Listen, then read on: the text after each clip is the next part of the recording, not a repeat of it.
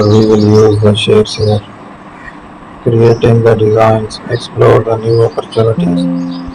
There, I will make the changes in that way.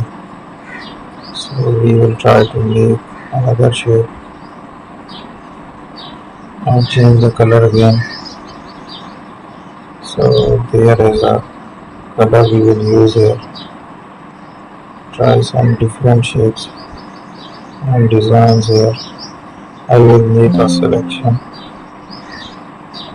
So select that part here. Change the color into the selected part.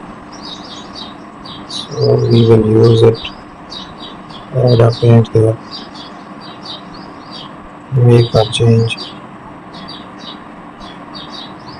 Let's change it